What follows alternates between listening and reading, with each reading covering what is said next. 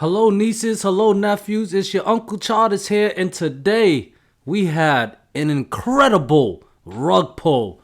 Alright, yesterday's flow sentiment was very bearish, and Uncle Charles was wondering, are we gonna get a gap down today? And we did. Okay, and as you can see here, sentiment continues to be bearish. 500k premiums are above an expiration date within 1 month. You know, the big money is very aggressively bearish right now. Okay, they're putting a lot of money to the downside. You can see in this one right here, 9.9 million in premium, 9.5 million in premium. Something about that 374 strike price. Okay, on June 17, seeing a lot of June 17 out the money puts coming in. All right, so here's my Discord. Okay, where I write my plan every morning, and I have a bull case scenario and a bear case scenario. All right, so pretty much for the bull case scenario, I wrote here if 405.5 fails, bulls want no lower than 402.5. Okay, because below 402.5, that would take out the bull case scenario and put the bear case scenario in play. All right, so as you can see here, this is the 15-minute chart, and SPY, these blue line right here, this 43.5 to 42.5. So I had that support zone right there, and SPY pretty much opened up just bearish, taking out that 402.5 support. And I did mention, you know, below 402.5, that puts in the bear case scenario. So we use the back test and go strategy. All right, so you know, when we lose a support level, we want to see it get treated like a resistant to confirm more downside. I have a video in the description below that explains this trading tactic that I love so much. Okay, so obviously enter the put there, and well, we rolled it down to our next price target. I had a price target all the way down to 396 to 396.5 zone. Now this orange line is the multi-year trend line back from 2018. We tested it. Hey, I took some profits there. And as you can see, we broke below it, gave us a false breakout, broke below and went down even lower. I had a 391 price target. We hit there.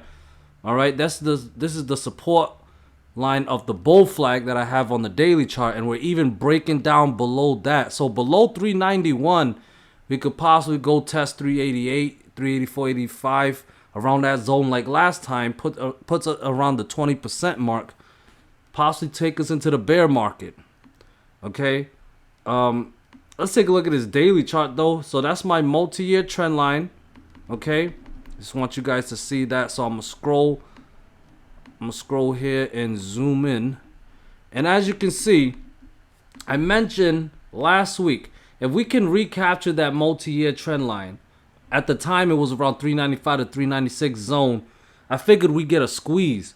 Now, it wasn't really much of a squeeze, but from 396, it did went as high as around 409, 408.5. We did get about a $12 pump to the upside, okay, which was very nice. But today, we got that rug pull, okay? I did mention that we had SPY going up the stairs, taking out resistant, treating that resistant as a support before going higher. And the last resistant that we took out, okay, on May 16, that 402.5-ish level to the 404 zone, around there, was treated as a resistant. Yesterday, that zone was treated as a support, looking like it was confirming that we was heading up higher. But as you can see, today we had, you can call that a false breakout, okay, or a false recapture. I figured we could get a test of 410.5-ish before some type of pullback or some basing, which was the, you know, February's low. But SPY had other plans, and well, this is a very nice rug pull. And now that we lost the multi-year trend line again, the odds of it recapturing, the odds of this scenario right here happening again is much lower than before. I'm not saying it can't happen, because if it does happen, I will count that as a recapture, and I will look to go long again or buy calls.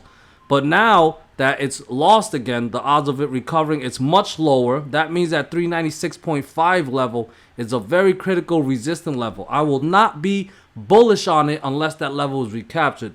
That means I am bearish on it. So below 396, as long as we're below that level, I favor more downside down to 388, 389-ish. Possibly go low, back to the low, previous low around 384, 385-ish. And maybe even a lower low, which is what I'm favoring. Okay? Possibly down to 380. And possibly, you know, that failed, maybe down to 372-ish. All right? I got to refine those levels. Okay, but they're pretty much previous support zones, and so that's 372 right there. Boom. So you can see here's a previous support and resistance level. All right, and I got one around 380 that's also served as a previous support and resistance level, and was actually also one of my levels based on the March 2020 low to the January 2022 high, but I deleted it right now. But yeah, those are the levels that I have to the downside as long as SPY is below 396. Okay, guys, I'm only bullish if SPY is above 396, 396.5 zone. As long as below, I am bearish. Keep it that simple. All right, and here's the VIX recapturing a bunch of resistance levels. Yesterday, it bounced off that 61.8 retracement level around 25.4 ish, and today recaptured some good levels, about 27.57, 29.7. That is the first support now, and as long as it's above 32.3 and 36.6 are in play. Above that is 39. Okay, as long as VIX continue to be bullish, SPY will continue to be bearish for the most part. All right, QQQ, look at this, a nice false breakout similar to the SPY. 301 was treated like a support yesterday. We lost 301 today, and it dropped all the way down to 289.8. That was the low today. I had some support around 292, but that didn't hold. But that will be first resistance for tomorrow. As long as we are below 292, I favor more low down to 282. All right, we do have some levels in between around 288, 284.7-ish.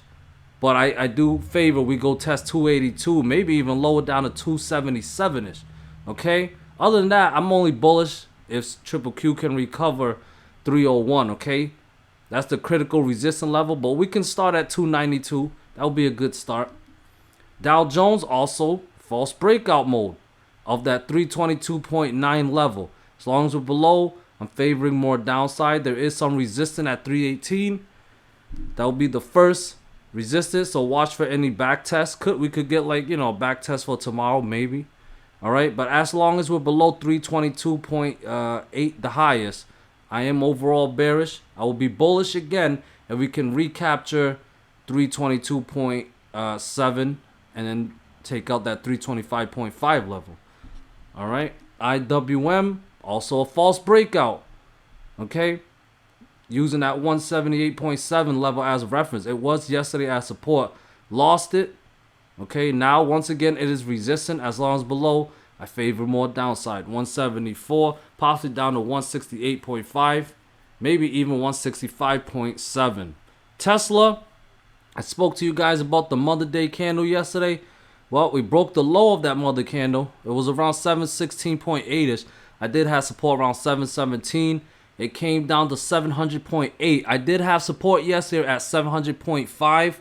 So just a little bit off. Okay, so Tesla to be bullish needs to recover that 717 level. As long as below, we could possibly break 700.5 and head down lower with 680 first and possibly 636 next. And look at Apple, strong selling to the downside. It's not a coincidence.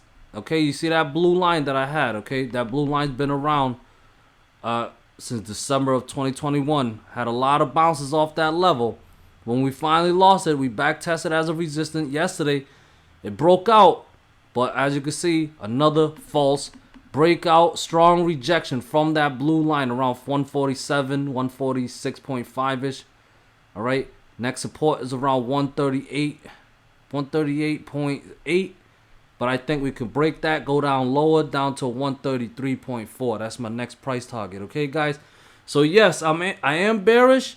And I recommend you guys to stay bearish unless a critical resistance can recapture it.